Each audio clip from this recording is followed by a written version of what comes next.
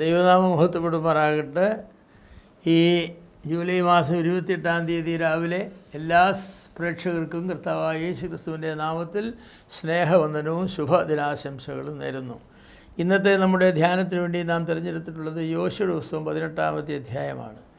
ഈ അധ്യായം ഇസ്രായേലിൻ്റെ ചരിത്രത്തിൽ അതിപ്രധാനമായൊരു അധ്യായമാണ്. അതിന് കാരണമെന്ന് പറയുന്നത്, യോശുവയുടെ നേതൃത്വത്തിൽ 31 രാജാക്കന്മാരെ പരാജയപ്പെടുത്തി നിഗ്രഹിച്ച് ദേശം കൈവശമാക്കിയെങ്കിലും ഈ ദേശത്തിന് വിഭജിച്ചു കൊടുത്തു. അങ്ങനെ അതിരുകളൊക്കെ പറഞ്ഞു, ഓരോ ഗോത്രത്തിനും അതിരുകൾ പറഞ്ഞു. എന്നാൽ പല ആളുകളും അവരെ ആധാരം ചെയ്താലേ വസ്തു പേരിൽ ചേർത്ത് കരമടയ്ക്കണമെന്ന് പറയില്ലേ, പോക്കുവരവ് ചെയ്യുക എന്ന് പറയും. പോക്കുവരവ് ചെയ്തില്ല. ഇവരെ പോക്കുവരവ് ചെയ്യാത്ത 7 ഗോത്രങ്ങളുണ്ടായിരുന്നു ഇസ്രായേൽ മക്കളുടെ കൂട്ടത്തിൽ. അവരുടെ ദേശമൊക്കെ കാട് പിടിച്ച് വന്യമൃഗങ്ങളുമായിട്ടൊക്കെ കിടക്കുകയാണ്. ഇടയ്ക്കിടയ്ക്ക് ജാതികളൊക്കെ അവിടെ കുറേശ്ശെ വീടുകളൊക്കെ വെച്ച് താമസിക്കുന്നുണ്ട്. ദേശം പിടിച്ചടക്കിയെന്ന് പറഞ്ഞതുകൊണ്ട് കാര്യമില്ല. ദേശം അവിടെ സ്വന്തമായിട്ടില്ല. ഇതുവരെ സ്വന്തമാകണമെങ്കിൽ അവർ ആ സ്ഥലത്ത് ചെന്ന് വെട്ടിത്തെളിച്ച് അതിരുകളൊക്കെ ഉറപ്പാക്കി അവിടെ വീടുകളൊക്കെ വെച്ച് ആ ഗോത്രക്കാരവിടെ പോയി താമസിക്കണം. അങ്ങനെ അവർ താമസിച്ചില്ല. സൗകര്യമുള്ളതായിരിക്കുന്ന മറ്റു സ്ഥലങ്ങളിലൊക്കെ അവരെ കുടിലുകൾ കെട്ടി താമസിച്ച് അങ്ങനെ പോവുകയാണ് ചെയ്യുന്നത്. യോശുവ ഒരിക്കൽ അവരെ വിളിച്ച് ശാസിച്ചു. യോശുവ അവരെ വിളിച്ച് ശാസിച്ചിട്ട് അവരോട് ചോദിച്ചു, എത്രത്തോളം നിങ്ങൾ മടിയന്മാരായിരിക്കുമെന്ന് ചോദിച്ചു. എത്രത്തോളം നിങ്ങൾ എത്രത്തോളം മടിച്ചിരിക്കുമെന്ന് ചോദിച്ചു. നിങ്ങൾക്ക് വീതം വെച്ച് തന്നതായിരിക്കുന്ന ദേശം നിങ്ങളുടെ പേരിൽ ചേർത്ത് കരമടയ്ക്കാനായിട്ട്, പോക്കുവരവ് ചെയ്യാനായിട്ട് നിങ്ങളെന്താ ചെയ്യാത്തത്? അവിടെ അന്യ ആളുകളല്ലേ അവിടെ താമസിക്കുന്നത്. കീഴടക്കിയെന്ന് പറഞ്ഞുകൊണ്ട് എല്ലാവരെയും നിഗ്രഹിച്ചു ഒന്നുമില്ലല്ലോ. ഒത്തിരി ആളുകളെ നിഗ്രഹിച്ചു.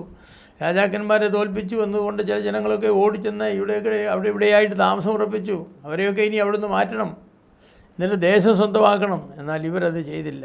മടിയന്മാരാണെന്ന് ഞാൻ വിചാരിക്കുന്നു. അപ്പോൾ മനോഹരമായ ദേശമാണ് ദൈവം ഇസ്രായേലിന് നൽകിയത്. പക്ഷേ അത് മന്ന പെറുക്കിയെടുക്കുന്നത് പോലെ രാവിലെ എഴുന്നേറ്റ് എന്ന് പെറുക്കിയെടുത്ത് കഴിക്കാവുന്ന ആയിരുന്നില്ല. അമ്പും വില്ലും വാളും കുന്തവും എടുത്ത് നീരും ചോരയും ചിന്തി വെട്ടിപ്പിടിക്കണമായിരുന്നു ആ ദേശം. പ്രാർത്ഥനയും പോരാട്ടവും ഒത്തുചേരണം, എങ്കിൽ മാത്രമേ വിജയം വരൂ. മനക്കരുത്തും ദേഹക്കരുത്തും ഒരുമിച്ച് കാട്ടണം, എങ്കിൽ മാത്രമേ നമുക്ക് ജയിക്കാനാവൂ. പ്രയാസവും പ്രയത്നവും വേണം. അപ്പോൾ മാത്രമേ ദൈവത്തിൻ്റെ വാഗ്ദത്തങ്ങൾ നമുക്ക് സ്വായത്തമാകൂ. പലപ്പോഴും നമ്മളത് ചെയ്യാറില്ലെന്നുള്ളതാണ്. ദൈവം വാഗ്ദത്തം ചെയ്തിട്ടുണ്ട്, ദൈവം തരട്ടെ, ഞാനിവിടെ ഇരിക്കും. അങ്ങനെ ദൈവം ഇട്ട് തരികയില്ല. മന്ന ഇട്ട് തന്നു. ആ സാഹചര്യത്തിൽ അത് ആവശ്യമായിരുന്നു. മരുഭൂമിയിൽ കൃഷി ചെയ്യാനുള്ളതായിരിക്കുന്ന അവസരമില്ല. അതുകൊണ്ട് അവർക്ക് മന്ന ഇട്ട് കൊടുത്തു. അതുകൊണ്ട് പാറയിൽ നിന്ന് വെള്ളം അവർക്ക് കൊടുത്തു. എന്നാൽ അവരിപ്പോൾ കനാൻ നാട്ടിൽ കയറി യുദ്ധം ചെയ്ത് ദേശം പിടിച്ചെടുത്തു. പക്ഷേ അവിടെ സ്വന്തമാക്കണം ആ ദേശം. അതിനവർ തയ്യാറാക്കിയില്ല. അതുകൊണ്ട് യോശുവ അവരെ വിളിച്ച് ശാസിച്ചു, നിങ്ങൾ എത്രത്തോളം മടിച്ചിരിക്കുമെന്ന് ചോദിച്ചു. ഞാൻ പറയട്ടെ എൻ്റെ പ്രിയമുള്ളവരെ, ക്രിസ്ത്യ ജീവിതം ഒരു യുദ്ധഭൂമിയാണ്. ക്രിസ്ത്യ ജീവിതം ഒരു യുദ്ധഭൂമിയാണ്. അവകാശങ്ങൾക്കും അനുഗ്രഹങ്ങൾക്കും വേണ്ടിയുള്ള യുദ്ധം നാം നടത്തണം. ദൈവം വാഗ്ദത്തം ചെയ്തു എന്നതുകൊണ്ട് മാത്രം വാഗ്ദത്തങ്ങൾ അവകാശമായി തീരണമെന്നില്ല. വാഗ്ദത്തങ്ങളെ അവകാശങ്ങളാക്കി തീർക്കുവാൻ നാം അതിനുവേണ്ടി പോരാടേണ്ടിയിരിക്കുന്നു. ആരോ തെറ്റായിട്ടൊക്കെ പഠിപ്പിച്ചിരുന്നു കനാൻ എന്ന് പറഞ്ഞത് സ്വർഗത്തിൻ്റെ ഒരു ചിത്രമാണെന്ന്. കനാൻ സ്വർഗത്തിൻ്റെ ചിത്രം അതല്ല. കനാൻ വെട്ടിപ്പിടിക്കേണ്ട ഒരു രാജ്യമാണ്, ശത്രുക്കൾ വസിക്കുന്ന ഒരു രാജ്യമാണ്. ദൈവം നമുക്ക് ചെയ്തിട്ടുള്ളതായിരിക്കുന്ന വാഗ്ദത്തങ്ങൾ നമ്മുടെ അവകാശങ്ങളെയുമാണ് കനാൻ സൂചിപ്പിക്കുന്നത്. ഇസ്രായേലിന് ദൈവം ചെയ്ത വാഗ്ദത്തമാണ് കനാൻ. ദൈവം അവർക്ക് കൊടുത്തതാണ്. പക്ഷേ അവിടെ കയറിച്ചെന്ന് താമസിക്കണമെങ്കിൽ അതിൽ അധ്വാനിക്കണം, യുദ്ധം ചെയ്യണം, ശത്രുക്കളെ നിഗ്രഹിക്കണം, ദേശം സ്വന്തമാക്കണം, ആ മണ്ണിൽ അധ്വാനിക്കണം, കൃഷി ചെയ്യണം. ദൈവം നമുക്ക് ചെയ്ത് തന്നിട്ടുള്ളതായിരിക്കുന്ന വാഗ്ദത്തങ്ങളും അനുഗ്രഹങ്ങളും നമ്മുടേതായിത്തീരണമെങ്കിൽ നാം അതിനുവേണ്ടി പോരാടണമെന്ന് ചുരുക്കം. ദൈവം നമുക്ക് ബൈബിളിൽ ഒരുപാട് അനുഗ്രഹങ്ങൾ വാഗ്ദത്തം ചെയ്തിട്ടുള്ളതുകൊണ്ട് ഞാനൊന്നും ചെയ്യണ്ട, ചോദിച്ചാൽ മതി തരാമെന്ന് പറഞ്ഞിട്ടുണ്ട് എന്ന് വിചാരിച്ച് ഞാൻ കൃഷി ചെയ്യേണ്ട, ചോദിച്ചാൽ മതി അനുഗ്രഹിക്കാമെന്ന് പറഞ്ഞിട്ടുള്ളത് ഞാൻ പഠിക്കേണ്ട, പരീക്ഷ പോയി അങ്ങ് എഴുതിയാൽ മതി. അങ്ങനെ ജയിക്കുമോ? അങ്ങനെ ജയിക്കുകയില്ല. അങ്ങനെ ജയിക്കാൻ സാധിക്കുകയില്ല. നാം നന്നായി പഠിക്കണം, നന്നായി കൃഷി ചെയ്യണം, നാം നന്നായി ബിസിനസ് ചെയ്യണം, നാം നന്നായി അധ്വാനിക്കണം, എങ്കിൽ മാത്രമേ സാധിക്കൂ. അതാണ് മോശ ഇസ്രായേൽ മക്കൾ പറഞ്ഞത്. ദൈവം നിങ്ങൾക്ക് ദേശം അവകാശമായി തന്നു എന്ന് വിചാരിച്ച് നിങ്ങളിങ്ങനെ കഴിഞ്ഞാൽ നിങ്ങൾക്ക് ദേശം അന്യമായി പോകും. വേറെ ആളുകൾ വന്നവിടെ താമസമാക്കുകയും അവർ വീണ്ടും പിടിച്ചെടുക്കുകയും ചെയ്യും. അപ്പോൾ ദൈവം നമുക്ക് നൽകിയിട്ടുള്ള വാഗ്ദത്തങ്ങൾ പലതും ആത്മീയമായ വാഗ്ദത്തമാണ്. ഭൗതികമായ വാഗ്ദത്തങ്ങൾ നമുക്ക് നൽകിയിട്ടുണ്ട്. എന്നാൽ അവയെ നേടുവാൻ നമ്മുടെ സ്വഭാവത്തിലെ വൈകല്യങ്ങളെ നാം കീഴടക്കണം. ധാരാളം പ്രാർത്ഥനയും യാചനയും അപേക്ഷയും നാം ദൈവത്തോട് കഴിക്കണം. യോശുവ ജനത്തോട് പറഞ്ഞതുപോലെ നിങ്ങൾ എത്രത്തോളം മടിച്ചിരിക്കും. ഇന്ന് വിശ്വാസികൾക്ക് ദൈവം വാഗ്ദത്തം ചെയ്ത അനുഗ്രഹങ്ങൾ പലതും കിട്ടാത്തതിൻ്റെ കാരണം അവർ മടിച്ചിരിക്കുന്നു എന്നുള്ളതാണ്, അലസരായിരിക്കുന്നു എന്നുള്ളതാണ്. ക്രിസ്ത്യ ജീവിതത്തിൻ്റെ ഏറ്റവും വലിയ ശത്രുവാണ് അലസത എന്ന് പറയുന്നത്. അധ്വാനശീലരെയാണ് ദൈവം അനുഗ്രഹിക്കുന്നത്. ആ അധ്വാനങ്ങൾ ആത്മീയ അധ്വാനങ്ങളാണ്. വചനവായന, വചനധ്യാനം, പ്രാർത്ഥന, ഉപവാസ പ്രാർത്ഥന, സുവിശേഷ വേല, എന്തെല്ലാം അധ്വാനങ്ങളാണ്. ക്യാമ്പുകൾ, കോൺഫറൻസുകൾ, സഭായോഗങ്ങൾ, ബൈബിൾ ക്ലാസ്സുകൾ, ഉപവാസ പ്രാർത്ഥന എല്ലാം നമുക്കുണ്ട്. ദൈവത്തിൻ്റെ അനുഗ്രഹങ്ങൾ നമ്മുടെ സ്വന്തമായി തീരണമെങ്കിൽ നാം കയ്യും കെട്ടിയിരുന്നാലൊക്കെ ഇല്ല. അതിനുവേണ്ടി നാം അധ്വാനിക്കേണ്ടത് ആവശ്യമാണ്. അപ്പോൾ ദൈവം നമുക്ക് ധാരാളം നൽകിയിട്ടുണ്ട്, ശരി തന്നെയാണ്. ധാരാളം വാഗ്ദത്തങ്ങൾ നൽകിയിട്ടുണ്ട്.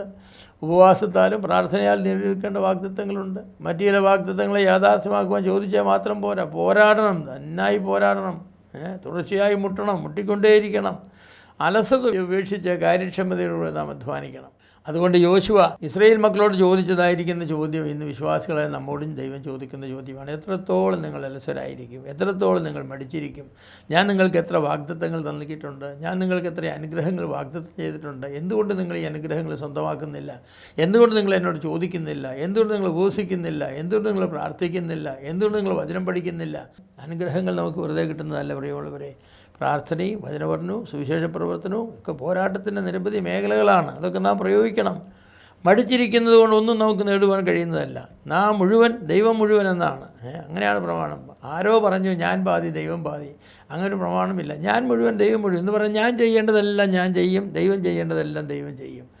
ഞാൻ ചെയ്യേണ്ടതിൻ്റെ പാതി ഞാനും ബാക്കി പാതി ദൈവം ചെയ്യുമെന്ന് വെച്ചാൽ അങ്ങനെ നടക്കുകയില്ല. അങ്ങനെ ഒരു പ്രമാണം ബൈബിളിലില്ല. എന്നോട് കൽപ്പിച്ചിട്ടുള്ള കൽപ്പനകളെല്ലാം ഞാൻ ചെയ്യണം.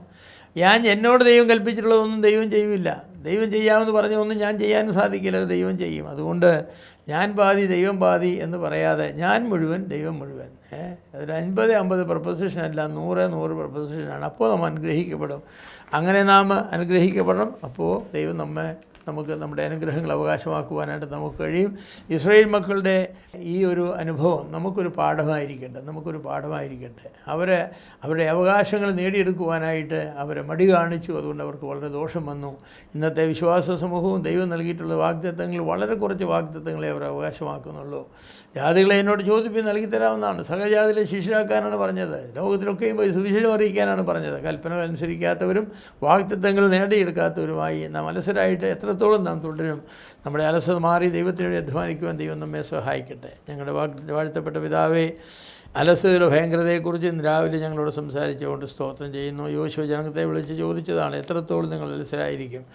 ദൈവം തന്നതായിരിക്കുന്ന നാടാണ്, ദൈവം വാഗ്ദത്തം ചെയ്തതാണ്, പാലും തേനും ഒഴുകുന്നതാണെന്ന് പറഞ്ഞതുകൊണ്ടായില്ല. അത് വെട്ടിപ്പിടിക്കണം. അതിനെ കർത്താവെ ചോരയും നീരും അത് വെറ്റിപ്പിടിക്കേണ്ടത് ആവശ്യമാണ്. ശാരീരികാധ്വാനവും മാനസികാധ്വാനവും ആവശ്യമാണ്. വിശ്വാസികളായ ഞങ്ങളും അതുപോലെയാണ്.